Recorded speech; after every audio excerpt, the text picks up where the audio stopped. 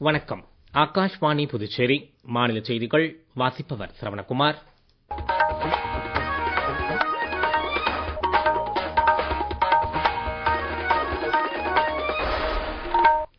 தலைப்புச் செய்திகள். உலக சிக்கில் செல் அனிமியா விழிப்புணர்வு தினம் இன்று கடைபிடிக்கப்படுகிறது. பிரதமர் திரு நரேந்திர மோடி தலைமையின் கீழ் கடந்த 12 ஆண்டுகளில் ஏழைகள், விவசாயிகள், பெண்கள் மற்றும் இளைஞர்களின் நலனில் பல மேம்பாட்டு திட்டங்கள் செயல்படுத்தப்பட்டுள்ளன. சர்வதேச யோகா தினம் வரும் 21ஆம் தேதி அன்று உலகம் முழுவதும் கொண்டாடப்படுகிறது. புதுச்சேரி காவல்துறை சார்பில் புதிய கிரிமினல் சட்டங்கள் நியாய சங்கீதா கண்காட்சி கடற்கரை சாலை காந்தி திடலில் இன்று காலை நடைபெற்றது. இனி விரிவான செய்திகள். உலக சிக்கில் செல் அனிமியா விழிப்புணர்வு தினம் இன்று கடைபிடிக்கப்படுகிறது. சிக்கில் செல் அனிமியா என்னும் சிவப்பணு குறைபாடு நோயினை ஒழிப்பதற்கு நிர்ணயிக்கப்பட்ட 2047ஆம் ஆண்டிற்கு முன்னரே இந்தியா அந்த நோயை முற்றிலும் ஒழித்துவிடும் என்று தாம் நம்புவதாக குடியரசுத் தலைவர் திருமதி திரௌபதி முர்மு கூறியுள்ளார். மத்திய பிரதேச மாநிலம் ஓம்காரேஸ்வரில் நடைபெற்ற நிகழ்ச்சியில் பேசிய அவர், நாட்டில் அனைத்து மாநிலங்களின் ஒருங்கிணைந்த முயற்சியால் இந்த இலக்கை எட்ட முடியும் என்று உறுதிபட கூறினார். ஆரோக்கியமான மகளிர் வலுவூட்டப்பட்ட குடும்பம் என்ற இயக்கத்தின் கீழ் நாடு முழுவதும் இந்நோயை கண்டறிந்து முற்றிலும் ஒழிப்பதற்கான நடவடிக்கைகள் தீவிரப்படுத்தப்பட்டுள்ளதாகவும், இந்நோயை கண்டறிய இதுவரை நடத்தப்பட்ட பரிசோதனையில் 20 லட்சத்திற்கும் அதிகமானோர் அடையாளம் காணப்பட்டுள்ளதாகவும் திருமதி திரௌபதி முர்மு குறிப்பிட்டார். பிரதமர் திரு நரேந்திர மோடி தலைமையின் கீழ் கடந்த 12 ஆண்டுகளில் அனைவருடனும் அனைவரின் வளர்ச்சி, அனைவரின் நம்பிக்கை மற்றும் அனைவரின் பிரார்த்தனை ஆகிய கொள்கைகளால் இந்தியா ஒரு குறிப்பிடத்தக்க மாற்றத்தை அடைந்துள்ளது. இந்த காலகட்டத்தில் ஏழைகள், விவசாயிகள், பெண்கள் மற்றும் இளைஞர்களின் நலனில் பல மேம்பாட்டு திட்டங்களை மத்திய அரசு செயல்படுத்தியுள்ளது. இந்த 12 ஆண்டு கால ஆட்சியில் வடகிழக்கு பகுதிகளின் முன்னேற்றத்திற்காக மத்திய அரசு எடுத்துள்ள நடவடிக்கைகள் குறிப்பிடத்தக்கது. இது குறித்த கூடுதல் தகவல்கள். நாட்டின் முன்னேற்றத்தில் வடகிழக்கு பகுதிகள் வன்முறை, சாலை மறியல்கள் மற்றும் புறக்கணிப்பால் மட்டுமே அறியப்பட்டன. ஆனால் பிரதமர் திரு நரேந்திர மோடியின் 12 ஆண்டுகால ஆட்சியில் இதை மாற்றியமைத்து தொலைதூர மற்றும் மலைப்பாங்கான பகுதிகளை தேசிய பிரதான சாலைகளுடன் இணைக்கும் வசதி அதிகரிக்கப்பட்டுள்ளது. இதன் விளைவாக சுற்றுலா அதிகரித்து உள்ளூர் வருமானத்திற்கான சிறந்த வாய்ப்புகளும் உருவாகியுள்ளன. பிரதான் மந்திரி கிராம சாலை திட்டத்தின் கீழ் 47,270 கோடி ரூபாய்க்கும் மேல் செலவிடப்பட்டு 46,290 கிலோமீட்டருக்கும் அதிகமான கிராமப்புற சாலைகள் அமைக்கப்பட்டுள்ளன. பிரதமரே இந்த வடகிழக்கு பகுதிக்கு 83 முறைக்கு மேல் பயணம் மேற்கொண்டுள்ளார். கடந்த 12 ஆண்டுகளில் 8 புதிய பசுமை வழி விமான நிலையங்கள் உருவாக்கப்பட்டு 2014ஆம் ஆண்டில் 9 விமான நிலையங்கள் என்று இருந்த நிலை தற்போது 17 விமான நிலையங்களாக அதிகரித்துள்ளது. உடான் திட்டத்தின் கீழ் 90 வழித்தடங்கள் மற்றும் 12 விமான நிலையங்களும் ஹெலிபோர்ட்டுகளும் செயல்பாட்டுக்கு கொண்டுவரப்பட்டன. சுதந்திரத்திற்கு பிறகு முதல் முறையாக 2022ஆம் ஆண்டில் முதல் சரக்கு ரயில் மணிப்பூரையும் 2023ஆம் ஆண்டில் மேகாலயாவையும் சென்றடைந்தது. 2025இல் முதல் ரயில் மிசோரம் மாநிலத்தை சென்றடைந்தது. இதற்கிடையில் வடகிழக்கு பகுதியின் வளர்ச்சியை துரிதப்படுத்தும் வகையில் PM டிவைன் திட்டத்தின் கீழ் மொத்தம் 6,600 கோடி ரூபாய் ஒதுக்கீடு செய்யப்பட்டுள்ளது. நாட்டில் குற்றவியல் நீதி அமைப்பு தற்போதைய மாற்றங்களை பூர்த்தி செய்யும் வகையில் புதுப்பிக்கப்பட்டு வருவதாக மத்திய உள்துறை அமைச்சர் திரு அமித்ஷா தெரிவித்துள்ளார். புதுடெல்லியில் நடைபெற்ற 26வது இந்திய கைரேகை மாநாட்டில் உரையாற்றிய அவர், சிக்கலான வழக்குகளை எளிமையாக்குவதில் இந்த அமைப்பு உதவி புரிவதாக கூறினார். மேலும் குற்றப்பத்திரிகைகள் சுருக்கமாக இருக்க வேண்டும் என்றும், பயனுள்ள ஆதாரங்களை மட்டுமே நீதிமன்றத்தில் சமர்ப்பிக்க வேண்டும் என்றும் அவர் வலியுறுத்தினார். புதிய குற்றவியல் சட்டங்களின் கீழ் தொழில்நுட்ப அடிப்படையிலான விதிகளை அரசு தரப்பு திறம்பட பயன்படுத்துவதை உறுதி செய்ய வேண்டும் என்றும் அவர் அறிவுறுத்தினார். இந்தியாவின் உள்நாட்டு பாதுகாப்புத்துறை உற்பத்தி கடந்த நிதியாண்டில் சாதனை அளவாக 1,78,000 கோடி ரூபாய்க்கும் அதிகமாக உயர்ந்துள்ளதாக மத்திய பாதுகாப்புத்துறை அமைச்சர் திரு ராஜ்நாத் சிங் தெரிவித்துள்ளார். ராக்பூரின் அம்சராயில் உள்ள எந்திரா இந்தியா லிமிடெட் நிறுவனத்தின் ஆயுத தொழிற்சாலையில் நடைபெற்ற அடிக்கல் நாட்டு விழாவில் உரையாற்றிய அவர், உள்நாட்டிலேயே தயாரிக்கப்பட்ட இந்திய பாதுகாப்பு உபகரணங்களுக்கான உலகளாவிய தேவை அதிகரித்து வருவதால் தற்போது பாதுகாப்புத்துறை ஏற்றுமதி சுமார் 40,000 கோடி ரூபாய் உயர்ந்துள்ளதாக கூறினார். இந்த ஆயுத தொழிற்சாலையில் உருவாக்கப்படும் அலுமினியம் எக்ஸ்ட்ரூஷன் பிரஸ் மூலம் தயாரிக்கப்படும் உதிரி பாகங்கள் பாதுகாப்பு உபகரணங்களில் மட்டுமல்ல, ரயில்வே, இஸ்ரோ மற்றும் DRDO போன்ற அமைப்புகளின் இயந்திரங்களிலும் பயன்படுத்தப்படும் என்று குறிப்பிட்டுள்ளார். இந்த நிகழ்ச்சியில் மகாராஷ்டிரா முதலமைச்சர் திரு தேவேந்திர பட்னவிஸ் மற்றும் பாதுகாப்பு உற்பத்தித்துறை செயலாளர் திரு சஞ்சய்குமார் ஆகியோர் கலந்து கொண்டனர்.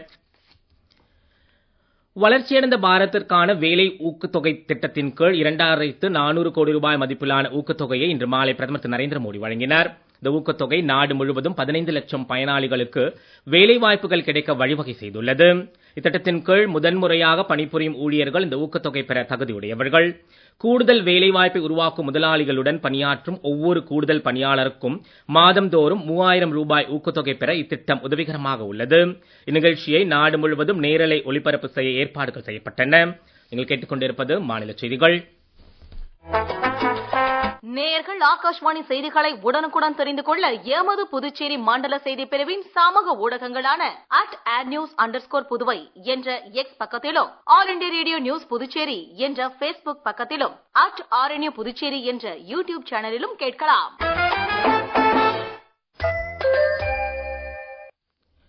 செய்திகள் தொடர்கின்றன. பிரதமர் திரு நரேந்திர மோடி பிரான்ஸ் மற்றும் ஸ்லோவேக்கியாவுக்கான இருநாட்டு பயணத்தை வெற்றிகரமாக நிறைவு செய்துள்ளார். அவரது பிரான்ஸ் பயணத்தின் போது எவியானில் நடைபெற்ற G7 உச்சி மாநாட்டில் பங்கேற்றார். இந்த உச்சி மாநாட்டின் ஒரு பகுதியாக அமெரிக்க அதிபர் திரு டொனால்டு டிரம்ப், ஜெர்மன் அதிபர் திரு ஃபெட்ரிக் மெர்ஸ், பிரிட்டிஷ் பிரதமர் திரு கீர் ஸ்டார்மர் மற்றும் ஐக்கிய அரபு அமீரக அதிபர் திரு ஷேக் முகமது பின் சயீத் அல் நஹ்யான் உள்ளிட்ட தலைவர்களுடன் இருதரப்பு பேச்சுவார்த்தைகளிலும் பிரதமர் பங்கேற்றார்.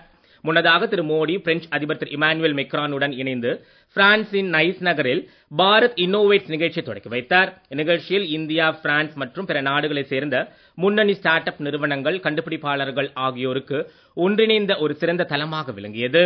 பிரதமரின் ஸ்லோவேக்கியா பயணத்தின் போது பிரிட்டிஸ்லாவாவில் உள்ள அதிபர் மாளிகையில் அந்நாட்டு அதிபர் திரு பீட்டர் பெல்கர்னியை சந்தித்தார். அங்கு நடைபெற்ற சிறப்பு விழாவில் பிரதமர் திரு நரேந்திர மோடிக்கு ஸ்லோவேக்கியாவின் மிக உயரிய விருதான முதல் வகுப்பு வெள்ளை இரட்டை சிலுவை விருது வழங்கப்பட்டது.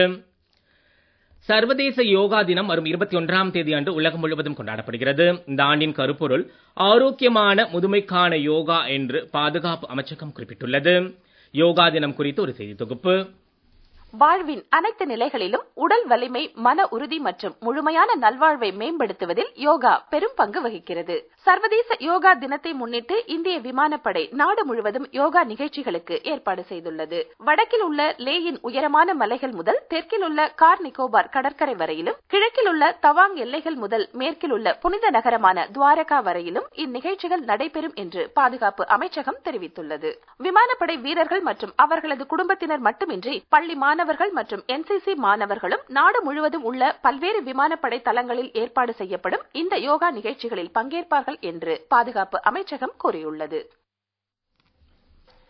மேகாலயாவின் ரிப்போய் மாவட்டத்தில் உள்ள போய்ரிம்போங்கில் வடகிழக்கு பிராந்தியத்தின் மிகப்பெரிய இயற்கை முறை வாசனைப் பொருட்கள் பதப்படுத்தும் நிலையத்தை மத்திய நிதியமைச்சர் திருமதி நிர்மலா சீதாராமனுடன் இணைந்து மேகாலயா முதலமைச்சர் திரு கான்ராட் கே சங்மா மற்றும் சிக்கிம் முதலமைச்சர் திரு பிரேம் சிங் தமாங் ஆகியோர் தொடக்கி வைத்தனர்.